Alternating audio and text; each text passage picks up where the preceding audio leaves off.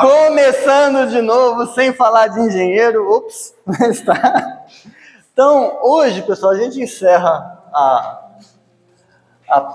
essa primeira parte do conteúdo, tá bom? Então, essencialmente, o que a gente finalmente vai fazer é definir a reta real como corpo ordenado completo, ver por que essa definição serve e ver e provar que a reta é não enumerável, tá? Então, a seção no texto, quem for olhar lá, é a 0.10. Não, aquilo lá é uma subseção extra, a gente vai começar a usar isso depois da prova, para valer, mas aquela parte de intervalo, se já leu, bacana, muito feliz. A gente vai fechar, a gente vai ter momentos... Vai ter momentos que a gente vai mexer com isso, mas por enquanto não, tá? Por enquanto, deixa abaixo por enquanto. Então, aqui é a subseção 010,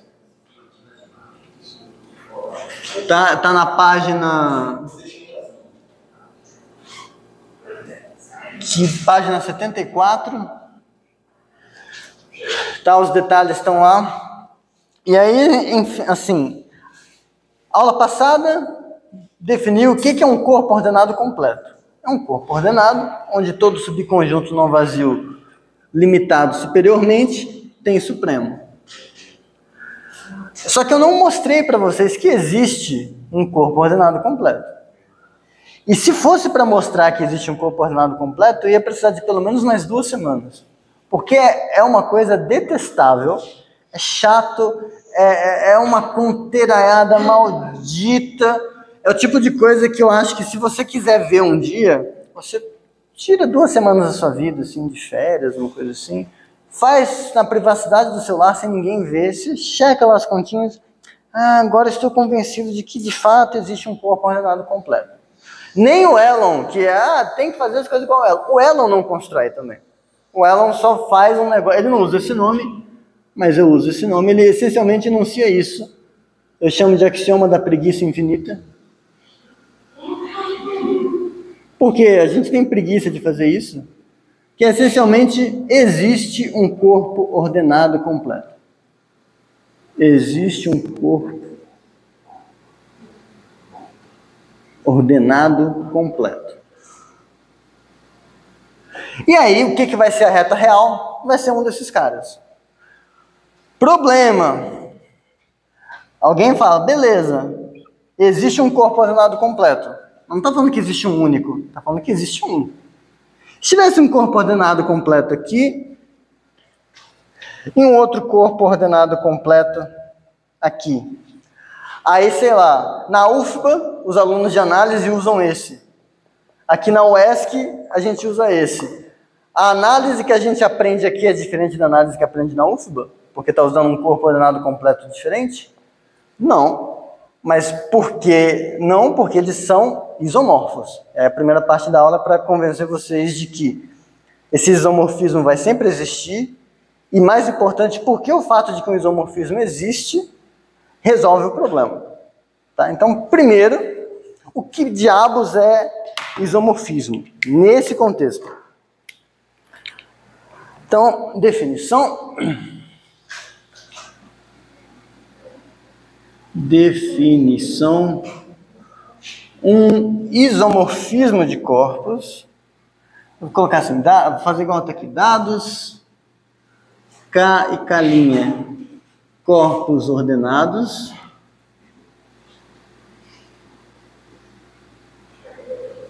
Dizemos que uma função f de K em K' é um isomorfismo de corpos ordenados. Isomorfismo de corpos ordenados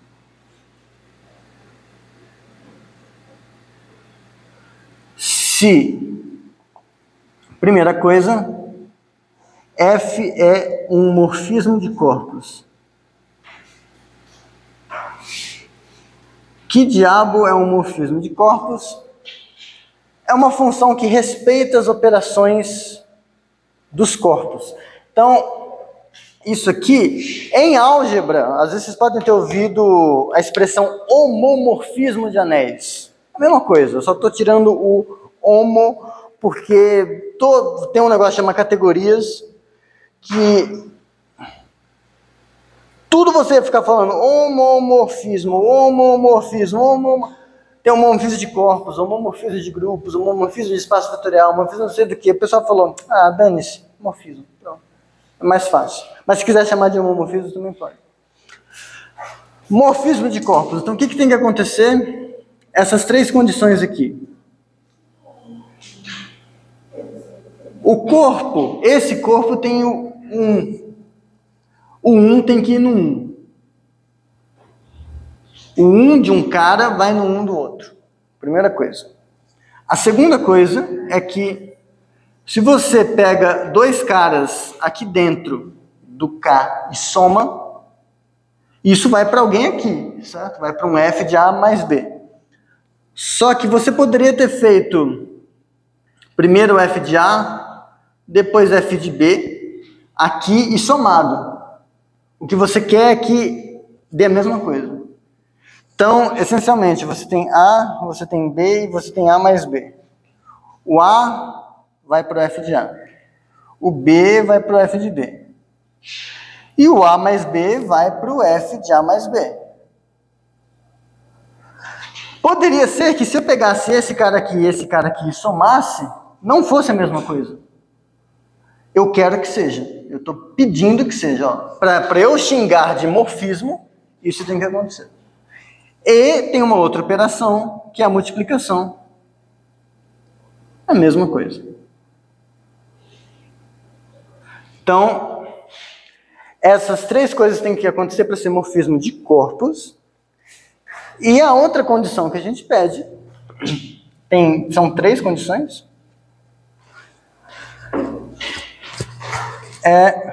Fui rápido aqui. É que você quer que F seja crescente.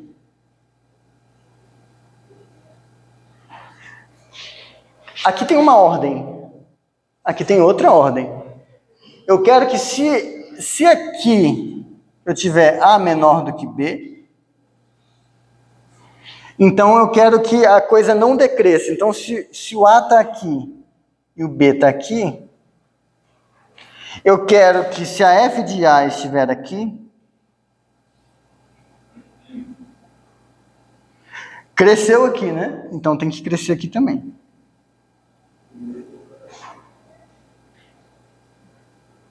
Então, essencialmente, o gráfico ele sobe em algum sentido, a função é crescente. Se eu subo aqui, eu subo aqui, ele não inverte a ordem. F é crescente. Então, se A menor que B, então F de A menor igual. Menor igual. Então, essa é a segunda condição. A terceira condição é a parte do ISO.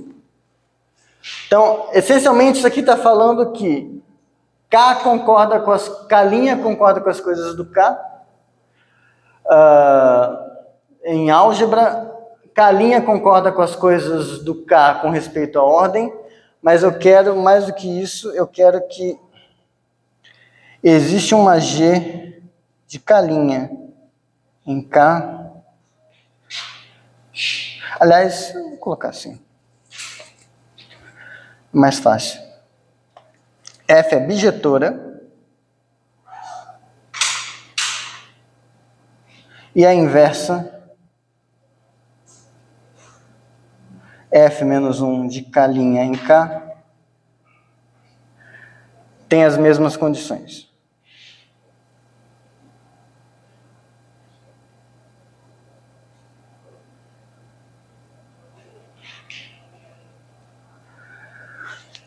Então, a inversa também vai ser um morfismo de corpos e a inversa também vai ser crescente. Isso é o que teria que ser obrigatoriamente. Na prática, nesse caso, não é toda vez que aparecer a palavra morfismo que isomorfismo vai ser só você pedir que seja bijetora. Mas nesse caso, colocar aqui, segredo.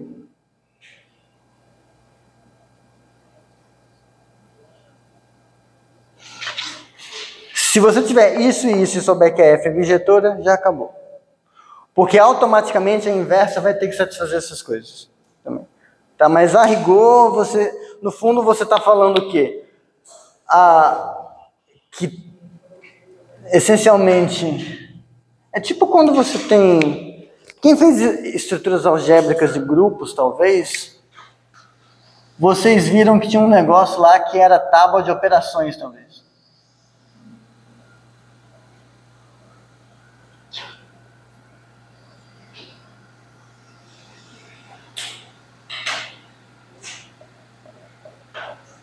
E aí, lá, eu não sei se vocês chegaram a ver esse tipo de exercício, mas quando dois grupos finitos eram isomorfos, por exemplo, as tábuas eram iguais. Iguais não, elas eram isomorfas. Tipo, mudava a posição, mudava o nome das letras, mas o padrão que aparecia nas tabelinhas era o mesmo. Vocês chegaram a ver uma coisa desse tipo, né? Então, aqui é meio que a mesma coisa, só que com respeito a mais estrutura. Então, a tábua da soma vai estar igual, a tábua do produto vai estar igual. Se você só fizesse uma tábua da ordem, você ia conseguir enxergar esse aqui dentro usando a F e esse aqui dentro usando a inversa. A ideia é isso. Tá, tem uns exercíciozinhos no texto que é só para aquecer. Para cá, o que importa, eu tenho que convencer vocês disso. Então, eu vou só enunciar aqui. É o exercício 0.108. É exercício pra caralho, mas enfim. Eu vou só frisar ele aqui porque ele é importante. Então, sejam K e K' corpos ordenados. E F de K em K', isomorfismo. Eu vou colocar aqui os enunciados e eu vou dar uma ideia de como faz. Para vocês entenderem por que essa ideia de ter um isomorfismo ajuda.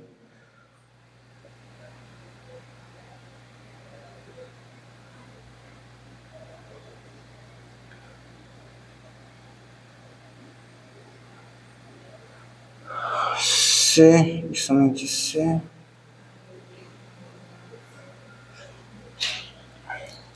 A imagem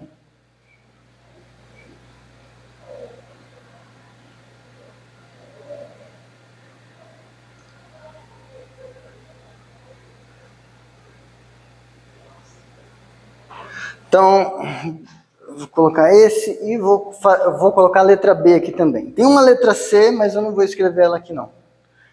Letra B. S contido em K admite supremo.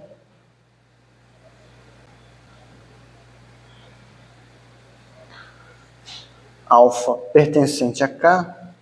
C e somente C. A imagem admite supremo.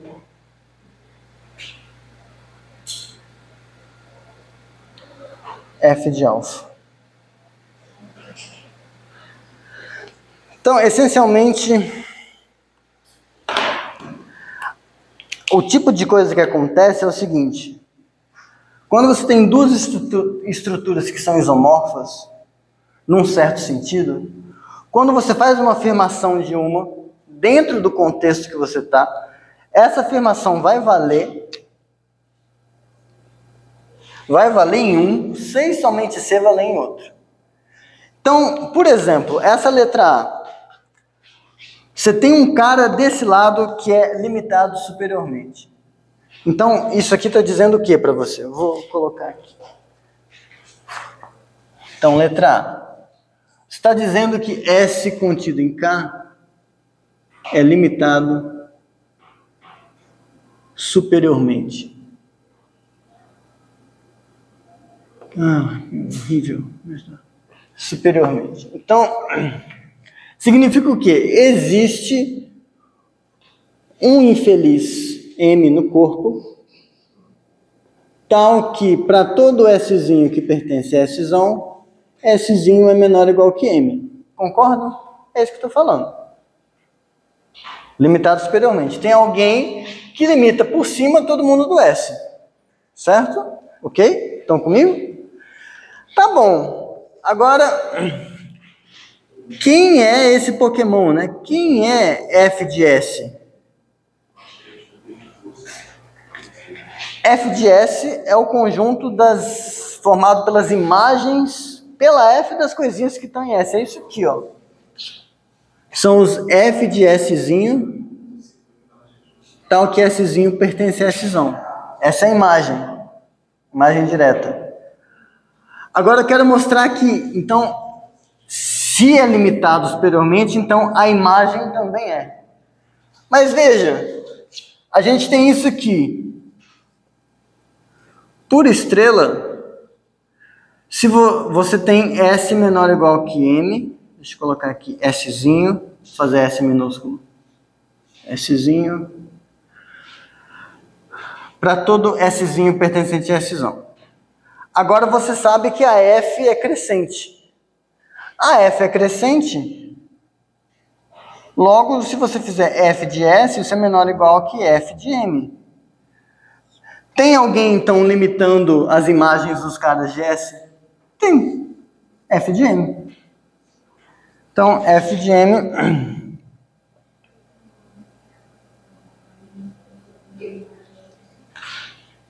mostrando que F de M limita F de S superiormente. Beleza, foi a ida. Aí você fala, putz, agora a volta, que coisa cansativa. Não, a volta para a volta você usa a ida.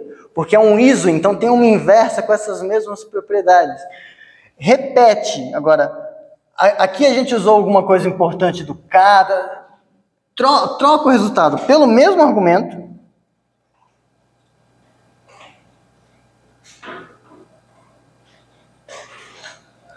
Se você tiver um S' contido em K', limitado superiormente, você já provou a ida.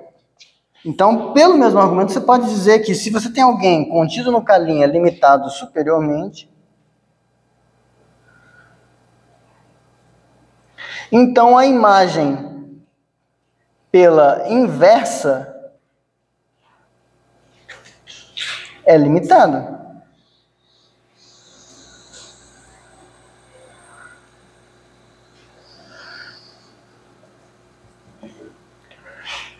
Odeio essa palavra tão grande. Superiormente.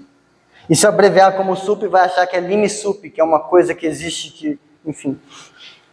Beleza, então, aqui no fundo, se você parar para observar, a gente só usou essa condição, de que era crescente. Então, aqui, o fato de que a inversa também é crescente, me permite repetir o argumento para isso. Só que se você agora pegar S' como sendo a imagem de S pela F, acabou. Isso aqui vai valer para qualquer S'. Pega S' como sendo a imagem de S pela F. Se você aplica a imagem, se você aplica a função inversa da F no F de S, inversa composta com F da identidade. Então, isso aqui vai ser o próprio S. Então, você saiu de assumir que isso aqui é limitado e chegou que isso aqui é limitado. Pronto. Foi. Essencialmente, o que está acontecendo é que é isso aqui, ó. Você tem um desenho assim, K', e você está com uma correspondência assim, ó. E aí, o que você fez foi... se eu pegar um S aqui, que é limitado superiormente, a imagem desse S veio para cá, esse cara que estava limitando superiormente veio para cá, continua limitando. Mas agora e se aqui for limitado superiormente? Beleza, eu volto. empurro de volta, porque é um isomorfismo, então eu posso voltar. Volto, o limitante superior aqui volta igual. É isso. Argumento semelhante com o supremo. Se você tiver que um alfa é supremo do S, a imagem do alfa vai ser supremo da imagem do S, por quê? Alfa limita superiormente. Então, f de alfa também limita superiormente. Agora, o alfa é o menor limitante superior aqui. Se o f de alfa não fosse o menor limitante superior aqui, teria alguém menor que o f de alfa limitando superiormente isso. Mas aí você volta e encontra alguém menor que o alfa que limita esse superiormente. Mas esse aqui era o menor. Ferrou. Tudo com esse desenho. Esse desenho te ajuda a entender o que está acontecendo, se ir e voltar. Mas então perceba, se a gente mostrar que quaisquer dois corpos ordenados completos são isomorfos, o corpo ordenado completo que usarem na UFBA, aí a pessoa prova lá que um certo negócio tem supremo. Eu uso esse isomorfismo, e tudo que eles provarem lá, eu provo aqui. Tudo que eu provar aqui, eles provam lá. Então os resultados vão ser os mesmos. Por isso que existir um isomorfismo resolve esse problema. Se eu souber que existe. Tá? Aí agora que eu vou mostrar para vocês é que de fato isso existe. Aí antes de começar, pergunto. Perguntas? Eu não entendi a volta. Com a escrita, quando eu vi a desenho, eu não entendi, mas a escrita aqui, eu estava escrevendo. Tá, você concorda que aqui, secretamente, que a gente mostrou foi que se um subconjunto é limitado superiormente e F é crescente, então a imagem de S é limitada superiormente?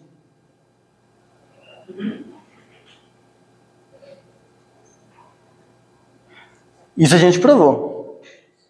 Então eu posso usar esse resultado em qualquer contexto, onde isso aqui aparecer. Onde eu tiver um corpo ordenado, uma coisa limitada superiormente e uma função crescente. Então agora que você provou isso nesse caso, troca. Tipo, a gente mostrou essa direção, a gente quer mostrar essa agora. Se a imagem é, então o cara é. Mas você primeiro troca, você observa que se você tivesse S contido em K', limitado superiormente, existiria um M' em K', tal que para todo S' pertencente a S', isso aqui acontece. E aí você tem que usar uma função crescente, usa a inversa. F-1 é crescente, então é F-1 de S' é limitado superiormente. Tudo bem? Aí agora o que você faz? Você fez isso para um S' qualquer, em particular.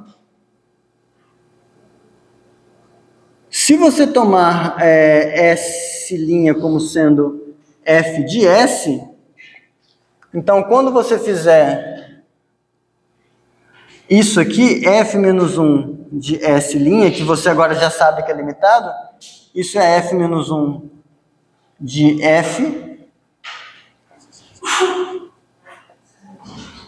de S, mas isso é a imagem pela função inversa da função de S.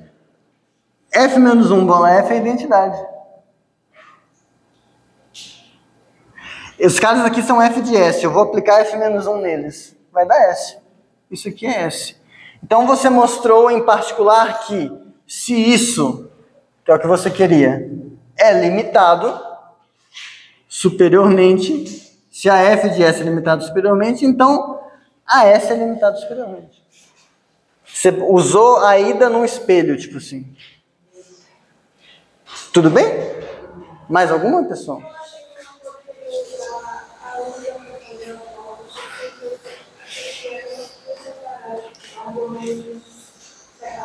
Então, é que, vamos lá. Existe uma coisa que se chama receita de bolo. Receita de bolo, em geral, é aquela coisa. Professor, a gente sempre pode fazer assim ou sempre pode fazer assado? E aí é aquela coisa, tipo, você vai falar para a criança, tipo, pai, pode atravessar a rua sem olhar? Aí, não pode. Nunca faça isso. Aí tá um feriado fudido, uma coisa assim, não tem carro nenhum, não tem... Aí a pessoa vai olhar assim, atravessou. Tem problema ela ter olhado para os dois lados? Não. Mas é uma situação onde era muito seguro ela atravessar correndo. Numa cidade deserta. Mas se você vai falar para a criança, olha, às vezes você pode atravessar a rua sem olhar, não tem problema. Você só precisa tomar cuidado. A criança não tem maturidade para isso. Aí vem para a faculdade. Professor, eu não posso usar a ida para provar a volta? Não pode. Por quê? Vai ter situações onde não pode. E vocês, aí a criança vai, vou usar a ida para provar a volta, tá, vai e se fode porque estava errado. Não podia naquele caso. Então a gente fala, não, nunca use a ida para provar a volta. A ida é uma coisa, a volta é outra. Às vezes pode. Às vezes você pode usar a ida para provar a volta. Em geral, em argumentos de ordem, você tem ordem parcial assim, né? Você provou uma coisa para uma ordem parcial. Se você olhar a inversa, ainda é uma ordem parcial. Então, você provou uma coisa para menor ou igual, automaticamente você tem um negócio para maior ou igual, por exemplo. Você tem dualidade, o nome disso é princípio da dualidade. Então, tem. Então, às vezes, você tem situações onde você pode aplicar o mesmo raciocínio para a volta. Nesse caso, o que permite você fazer isso é essa inversa aqui. Essa inversa permite você replicar o argumento da ida na volta. Então, na dúvida, olha para os dois lados antes de atravessar a rua. Mas às vezes pode e está tudo bem. Tá? Aí depois pergunta, Renan, você não quer ter filhos? Porra, ia ser uma negação. Imagina, não, você pode atravessar a rua sem olhar, assim.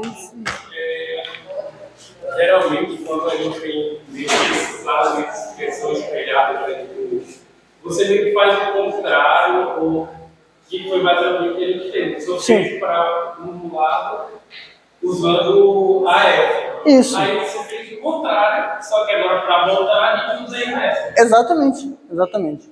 Então, quando você tem uma coisa que faz esse papel de voltar, você pode fazer isso. Muito igual, mas como se estivesse usando ainda. Tipo, eu se fosse ensinar para uma criança, como que não... Pode pôr o dedo na tomada? Bote lá para ver. Pronto. Isso. Eu só tenho que verificar a voltagem, né? Só não vai. Então, vamos lá. Lema.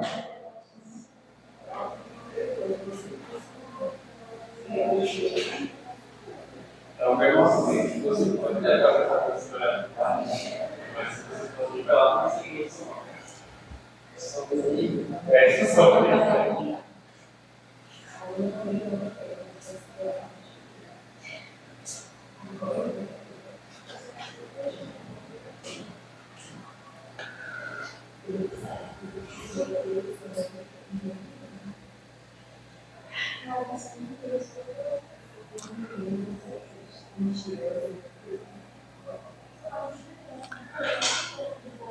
Tá, eu já vou fazer logo o teorema.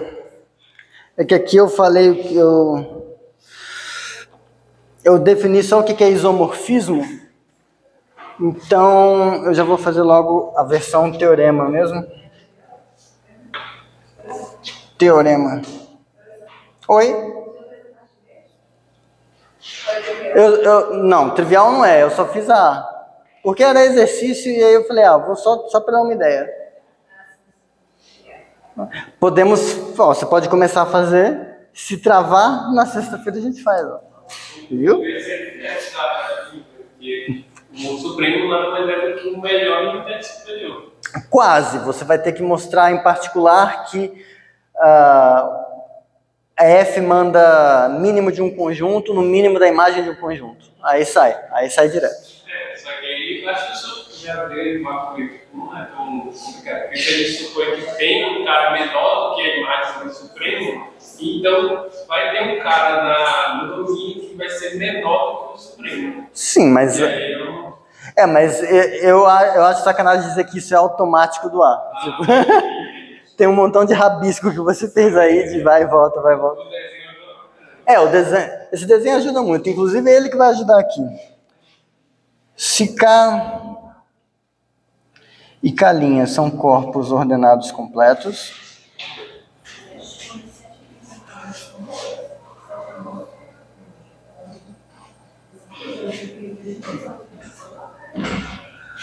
então existe isomorfismo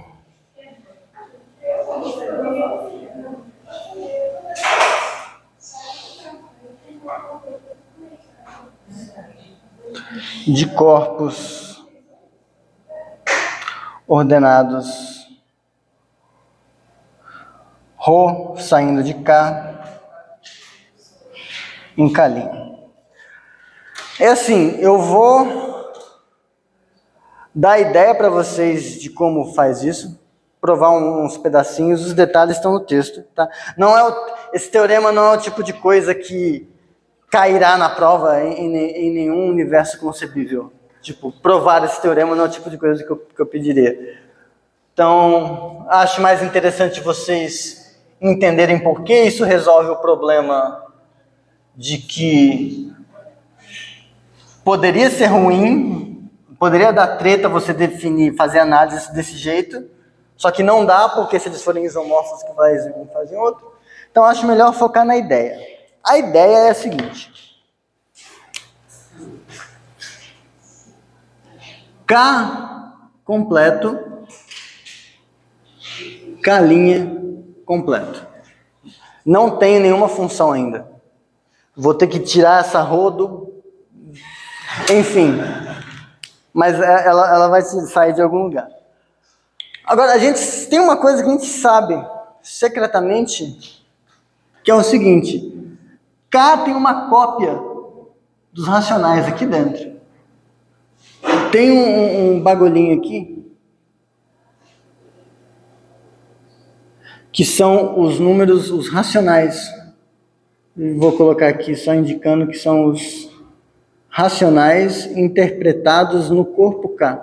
Então, são coisas da forma M de K, N de K, onde Mn pertence aos naturais e N é diferente de zero. Então é aquela coisa, o que é o número 5 no K? É você pegar o 1 do K e somar 5 vezes. O que é o 5 sobre 2 no K? É você pegar e fazer 1 do corpo, mais 1 do corpo, mais 1 do corpo, mais 1 do corpo, mais 1 do corpo, 1, 2, 3, 4, 5, dividido por 1 do corpo mais 1 do corpo. O que é esse dividido? Quando eu faço isso aqui, é o inverso multiplicativo. Isso aqui é exatamente isso. Existe porque é corpo, tá? Então, essencialmente é o que você conhece, só que a gente está implementando essas fraçõezinhas aqui. Agora, aqui também tem. Aqui você tem um Q de K', que são outros pontilhadinhos aqui espalhados. E assim, por mais estranho que seja esse corpo K e esse K', não sei como a pessoa construiu eles, eu sei que se eu pegar um infeliz aqui, se eu pegar um desses Qzinhos aqui, eu sei olhar a receita de quem é esse número racional aqui e consigo chegar na versão dele aqui dentro. Q em K'. Se eu falo para você, olha o meio aqui, é o 1 sobre 2 feito aqui. Você consegue ir olhar quem que é o meio aqui. fazer a mesma coisa. Até aqui tudo bem?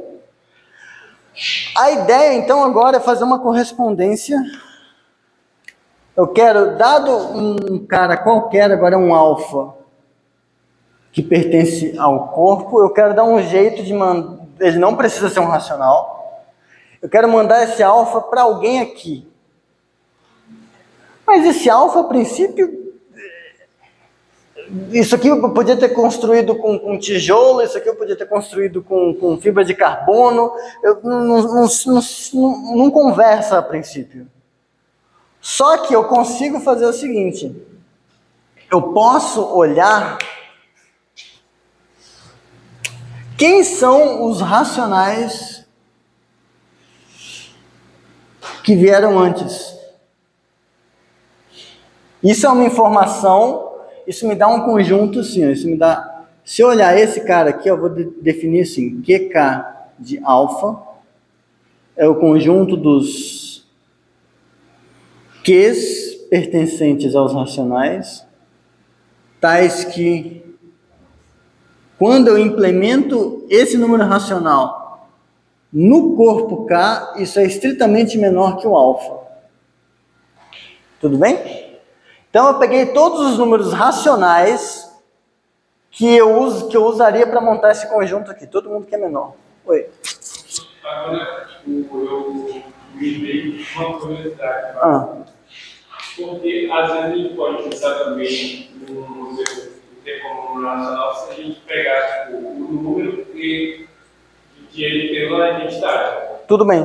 A gente não poderia fazer algo desse tipo? Tipo, a gente pensa no número, os racionais em K, como sendo N, K sobre N, K. Então a gente não poderia fazer tipo, alfa K sobre 1 de K e levar o cara dessa forma. Mas se esse alfa não é racional? Imagina que esse corpo tem alguma coisa que... Imagina que esse corpo não é Q, tem alguma coisa que não é racional. Imagina que é a própria reta. Vai ser, porque é ordenado completo. Isso aqui é algo que alguém chama de R. Isso aqui é outra coisa que alguém chama de R. Se aqui fosse raiz de 2, você ia mandar para onde? Pra puta que pariu. E também na definição do corpo, que eles sejam atrás. Isso aqui foi merda. Inteiros. Porque pode ser negativo também. Tá. Mas eu já sei que todo mundo não dá para levar qualquer cara. Não, esses aqui a gente sabe, porque aqui, nesse corpo tem dois elementos bem distinguidos, o 0 e o 1. Todo corpo tem um 0 e tem um 1.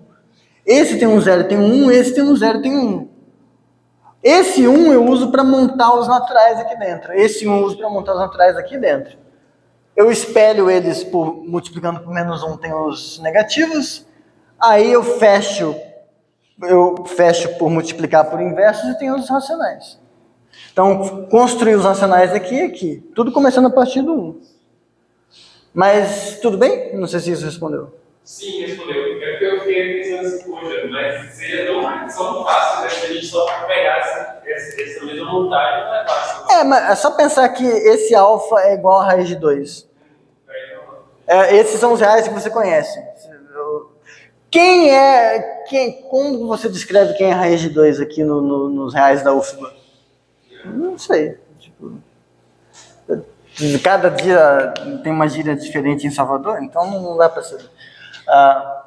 Mas o que eu sei é, se você fixa um elemento no corpo e olha todos os racionais menores, isso agora é um conjunto de números racionais.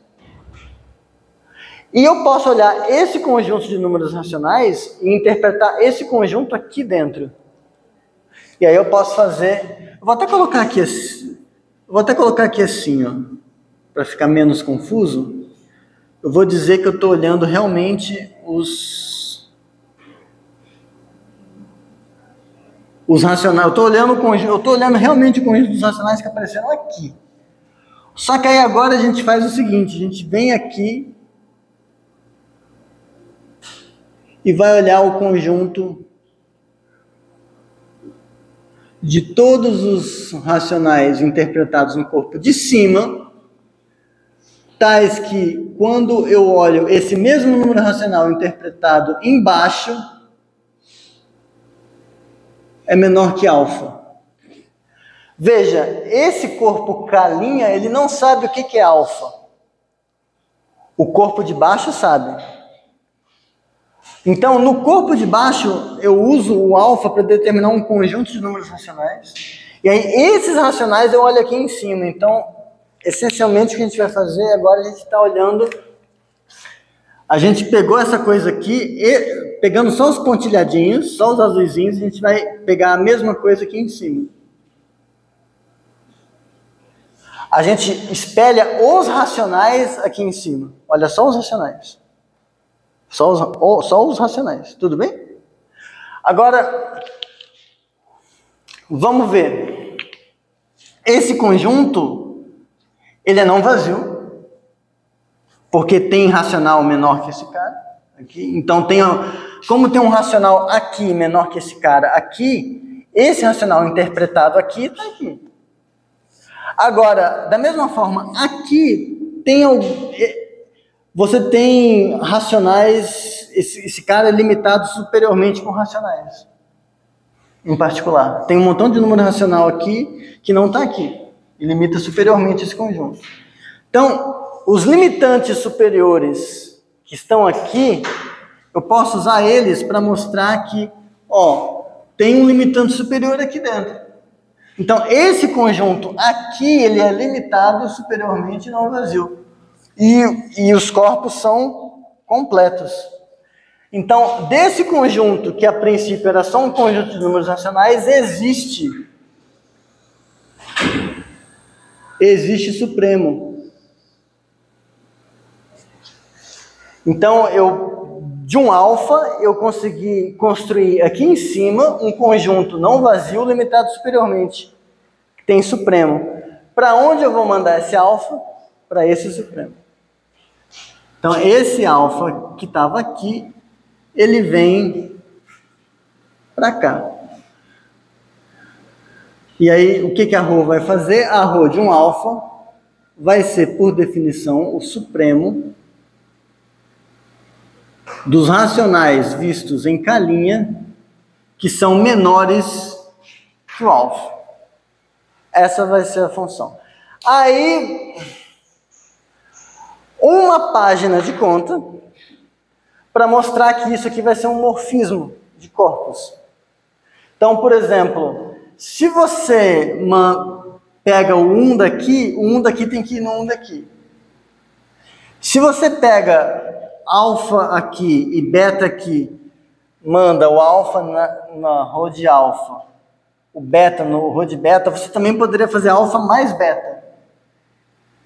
E aí isso iria na ρ de alfa mais beta, aí você tem que mostrar que vai ser igual. E aqui vamos usar aquelas propriedadezinhas de supremo. Supremo de A mais B igual ao supremo de A mais supremo de B, aquela coisa. Mas essencialmente o desenho é esse, então você não tinha... A princípio não tinha nenhum jeito de fazer a correspondência acontecer. Agora você tem. Não, só pergunta. Eu garanto que a gente está porque é completo, né? Porque é arquimediano. Todo completo é arquimediano. Isso. Isso. Tem um racional no meio dos dois caras. Isso, exato. Você pode pegar, por exemplo, alfa mais 1 é maior que alfa, tem um racional no meio, pronto. Limita superiormente.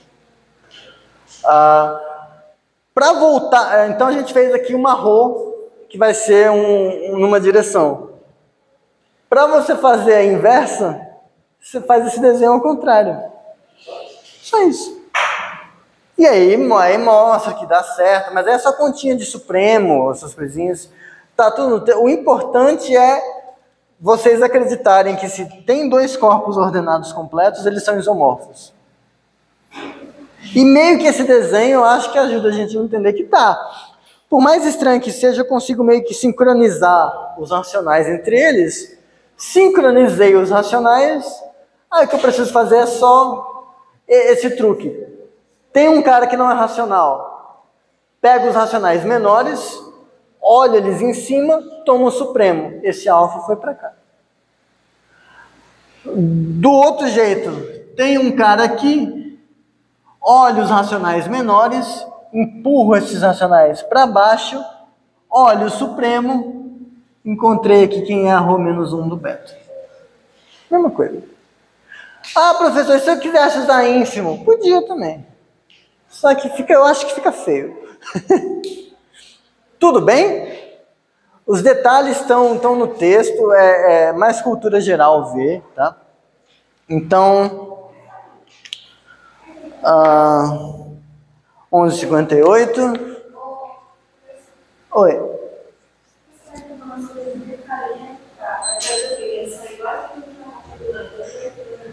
Por que eu estou indo do K para o K'inha e do K'inha para o K? Você lembra que para ser isomorfismo tinha que ter uma inversa? E a inversa tinha que ter propriedades também? Aqui, quando eu saí do K para o K'inha, eu fiz uma função ρ de K para K'inha. Mas eu preciso ter a inversa de K'inha para K. De K'inha para K.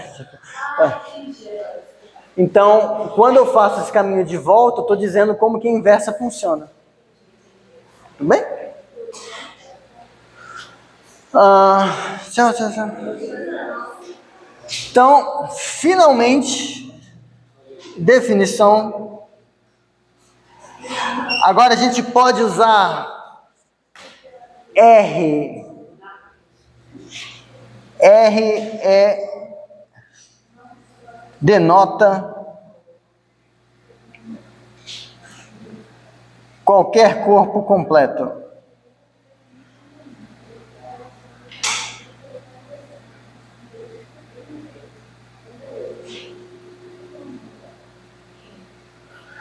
Porque se tiverem dois, eles são isomorfos, então foda-se, não importa qual. A gente não precisa saber uma construção explícita.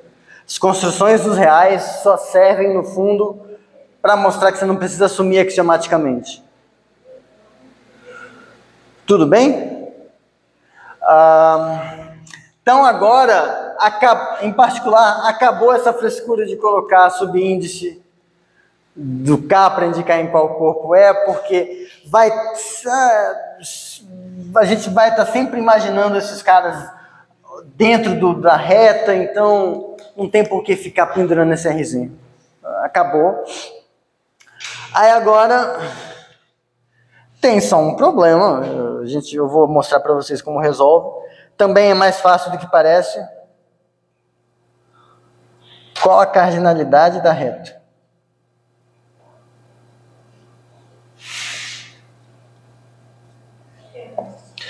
Qual que é o tamanho? É infinito, mas é infinito quanto? É infinito enumerável? É infinito igual ao infinito dos racionais, dos naturais? Então, isso é um problema, porque assim, a gente vai meio que determinar qual é o tamanho de um conjunto sem ter construído o conjunto. Poderia às vezes não ser possível, mas é. Primeiro, um argumento intuitivo. Assim, não dá para esse argumento ser feito formalmente agora, porque não vimos séries. Tá? Mas intuitivamente, primeiro uma discussão intuitiva. Tipo, a gente vai ver que a reta é não enumerável. Ela é infinita, mas o infinito é maior que o dos naturais. Mas intuitivamente, a gente pode argumentar assim. Suponha que φ dos naturais na reta seja sobrejetora.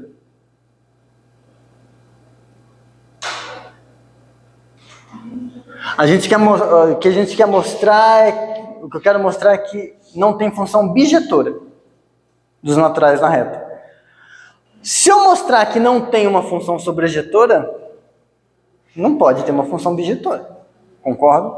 Então vamos supor que tem. Nem precisava supor isso, eu podia só pegar uma função, mas só para ficar mais assustador, vamos supor que é sobrejetora. Se é sobrejetora, então, logo, todo R que pertence a R é imagem de algum N natural pela φ. É isso que significa ser sobrejetora, certo? Então, em particular, φ de 0 é algum número real. Chutem algum número real para eu dizer que vai ser. 5.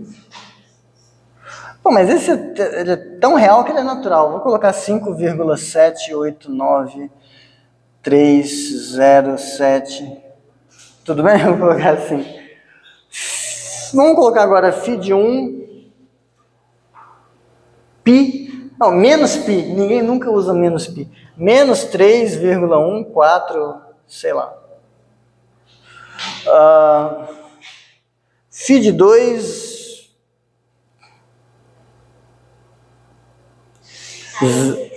Raiz de, como que é a raiz de 3? Eu quero a expressão em vírgula. 1,7 alguma coisa? 1, 2, 3, 4, 5, 6, 0, 1. Enfim. E aí, assim, de modo geral, o φ de n vai ser algum número AN. Não sei se vocês concordam. E aí aqui vai ter um AN0, AN1, AN2, AN3, e assim vai. Supostamente os números reais todos apareceram aqui. Tudo bem? Bom, qual é o problema? Defina. Vamos ver, vou definir R como sendo R0, R1, R2, R3, tal que eu quero que o R não seja o φ de 0. Então, se eu tomar cuidado para que o número que vem antes da vírgula não seja o 5, eu já garanti que esse número real R não é o φ de 0. Então, eu vou colocar que o R0 é 7. O R1 é o primeiro número depois da vírgula. Ok, eu já dei conta com isso de que o R não é esse. Eu não preciso mais me preocupar com isso. Eu posso olhar agora para esse cara. Se eu garantir que o primeiro número depois da vírgula não é 1, esse número R aqui vai ser diferente. Então, eu vou pegar o R1 como sendo 2. O R2, eu vou pegar como sendo diferente do segundo número depois da vírgula. Posso pegar como sendo 5. E assim sucessivamente, basta que eu pegue o número Rn como sendo diferente, exato, do ANN. Então, o que a gente fez aqui? Aqui tem algo, estou fazendo só intuitivamente o que a gente está fazendo. A gente listou todas as imagens dos naturais por essa função e cozinhou um número que não pode ser φ de 0, não pode ser φ de 1, não pode ser φ de 2, não pode ser φ de n para nenhum n. Ou seja, não está na imagem. Portanto, essa função não é sobrejetora. Então, a reta não é enumerável. Ela é infinita, mas ela não é enumerável. O problema desse argumento para a gente agora em análise é que por que eu posso escrever um número real assim? O que eu quero dizer quando eu escrevo um número real assim? Isso é uma série. Secretamente é uma série. E a gente vai ver série daqui a pouco, não vai ver série ainda. Não vai ver série hoje. Eu não vou colocar série só para justificar esse argumento. O Elon faz um argumento que também é legal, mas é relativamente prematuro, que é o tal dos intervalos encaixantes. Ele mostra que se você pega quaisquer dois intervalos, se tem uma família de intervalos fechados, não vazios, onde um está dentro do outro, mesmo que eles vão variando um pouquinho assim, no final das contas vai ter um elemento que está na interseção de todos. E ele usa isso para, de um jeito maroto, mostrar que não tem função sobrejetora. O problema disso é, a gente não estava usando intervalo em nada, de repente eu saco do bolso uma propriedade intervalos encaixantes. Isso aqui, secretamente, para quem já ouviu falar, é a mesma coisa que dizer que intervalo fechado e limitado é compacto. Então, você está falando de topologia da reta no início do curso de análise só para provar que a reta é não numerável. Eu acho prematuro. A ideia que eu vou passar para vocês ela é bem mais simples, tá? E de brinde, a gente vai ganhar umas outras coisas curiosas. Então, a gente vai provar. Então, isso aqui é um argumento intuitivo. O nome disso aqui é diagonal de Cantor, esse argumento. Ele não está errado, mas fazê-lo do modo absolutamente correto exige para a gente saber séries, para eu falar por que eu posso escrever isso. A diagonal de Cantor não está errado, não é isso que eu estou falando, é só porque dá trabalho fazer direito. Então, a gente vai mostrar, veremos que R é não enumerável. E a gente vai fazer isso em passos. E a gente vai ver, vamos por partes. Vamos por partes, como diria Jack. Vocês conhecem essa piadinha, né? Jack, o estripador, cortava as pessoas. E, como diria Jack, vamos por partes. Enfim, é uma piada muito ruim, mas a vida é ruim. Então, não posso falar isso, a gente está em setembro. Não, a vida é ótima. Porra, que mês excelente para o Twitter sair do ar, né? Que tristeza. Onde eu vou ser tóxico, né? Aqui.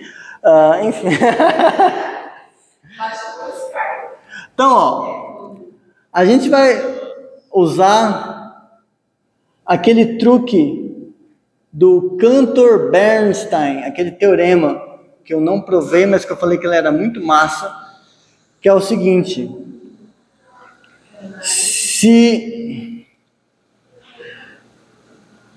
acho que eu tinha feito assim, né? Se tem uma função injetora de A para B e uma função injetora de B para A, então existe uma bijeção de A para B. Como que a gente vai fazer isso? Então, primeiro tem um exercício que é mostrar que existe bijeção entre o conjunto das partes dos naturais e o conjunto das partes dos racionais.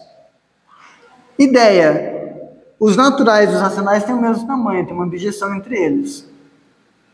Você consegue usar isso para fazer uma bijeção disso nisso. Tá? Essencialmente, pega um subconjunto dos naturais, manda na imagem dele nos racionais por essa bijeção. Daqui, como que você faz? Você volta. Não, isso vai ser uma função bijetora. Tá? Beleza, com isso, a gente vai mostrar que se A é corpo arquimediano,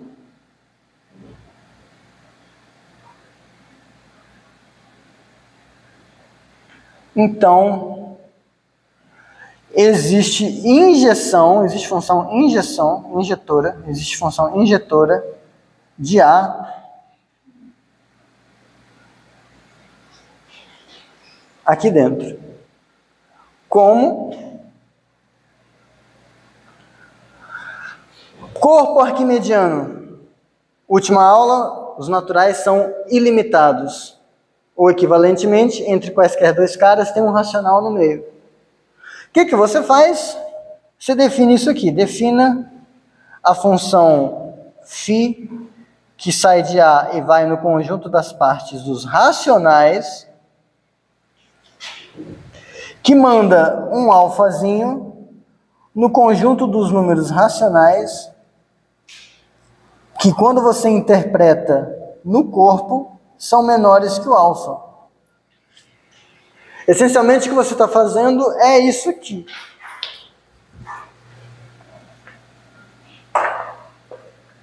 Essencialmente, você está fazendo isso. Aqui está o seu corpo arquimediano. Você pegou um alfa e você está mandando, a imagem dele é um conjunto. É uma função que manda pontos em conjuntos. Tudo bem. Mas o que eu mando? Eu mando no conjunto de todos os racionais menores que o alfa. Essa função é injetora, porque se você pegar um beta diferente, tem um racional aqui que não estava aqui.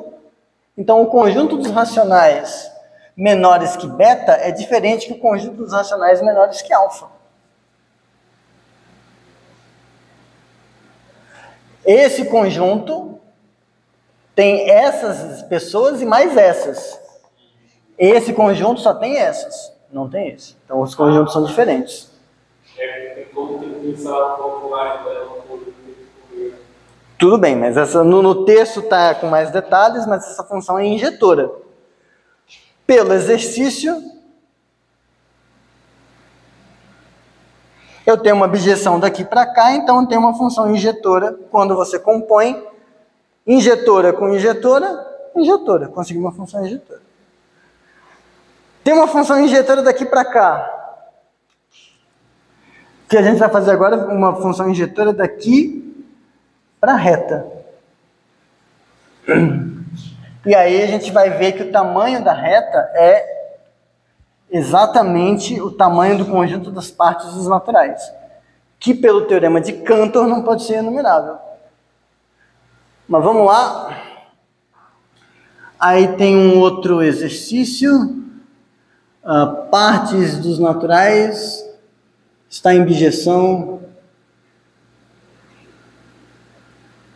com o conjunto das funções que saem de 0, 1 e vão nos naturais. Parece estranho, mas quando você pega um subconjunto de números naturais, essencialmente o que você está fazendo? Você está pegando os naturais e está decidindo qual elemento vai entrar no seu conjunto ou não. Se entra, 1. Se não entra, 0. Então, um subconjunto de números naturais é uma função... eu fiz aqui ao contrário. É uma função que para cada número natural decide. Será que ele entra ou não no subconjunto? E você usa o subconjunto para montar essa função. Se você tem uma função assim, você monta um subconjunto nos naturais. Simplesmente pegando todo mundo que foi no 1. E isso te dá uma função bijetora. Dessa coisa nessa coisa. Beleza, agora lema. A função φ que sai do... Vou colocar assim, conjunto das funções de n em 0, 1. Professor, mas eu ainda não consegui entender o que é uma função de n em 0, 1.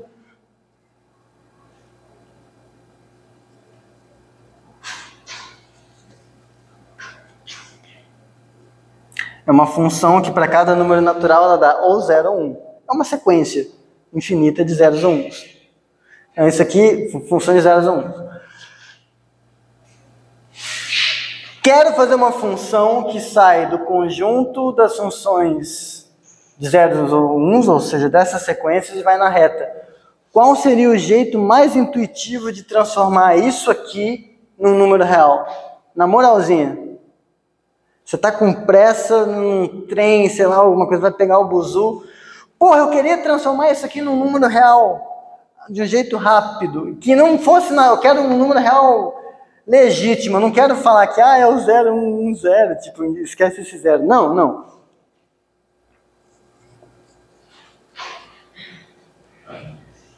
Virou um número real, assim, de verdadeinha. Claro, a gente precisa fazer isso com mais cuidado. No texto a gente precisa definir isso como sendo o supremo de uma soma finita. Mas a ideia por trás, a gente vai rever essa demonstração quando a gente ver séries, mas eu só quero dar a ideia.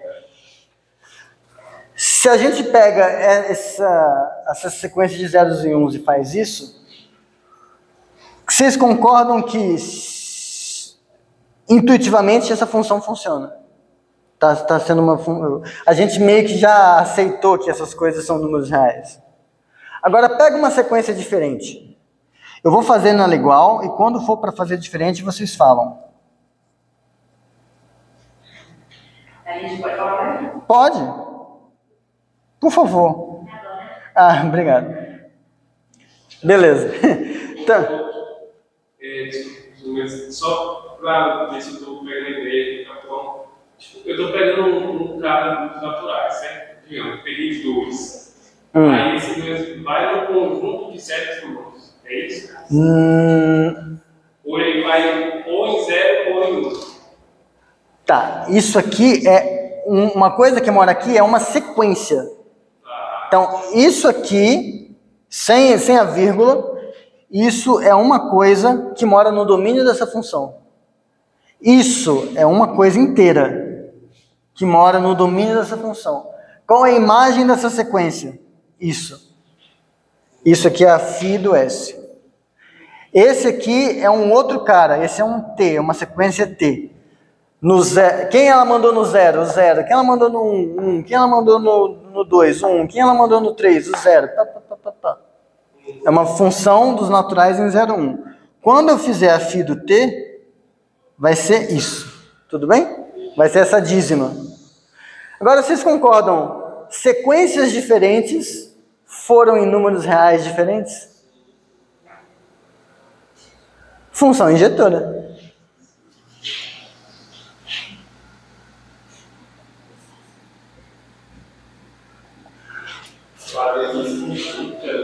Hã? Consegui uma outra função injetora de um conjunto, desse conjunto de funções na reta. Só que esse conjunto de funções tem o tamanho de parte de n. Que a gente já tinha aqui, a gente pegou para um corpo arquimediano, mas podia ser a reta em particular. Então, corolário, a reta real está em bijeção com o conjunto das partes dos naturais, que é não enumerável, pelo teorema de Cantor. A gente viu no teorema de Cantor que para qualquer conjunto X que você pega, o X é estritamente menor que partes de X, qualquer X, em particular X igual a N. Então, mostramos que é não enumerável. Acabou. Sem intervalos encaixantes, sem porra. Só com coisinhas que são relativamente fáceis, eu acho. Acho que é fácil aceitar que essa função é injetora. É chatinho provar quando você vai definir de fato o que é esse 0, mas você faz um supreminho de soma, uns argumentos de supremo, não é difícil, tá no texto. Esse aqui também é ok. O canhão é o Cantor-Bernstein. Tá? E aí, deixa eu só ver se eu tenho 1 minuto. Tenho. Só para assustar vocês. Mas é que assim,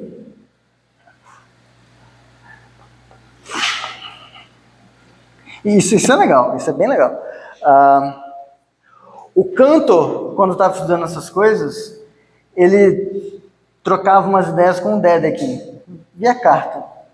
Quando ele percebeu esse negócio que eu vou escrever agora, ele escreveu, acho que até em francês, não sei, enfim, mas je le veux, não sei o que. Enfim, eu vejo isso, mas eu não acredito. Ele não acreditou no próprio resultado. Não porque ele achou que estava errado, mas porque era surpreendente.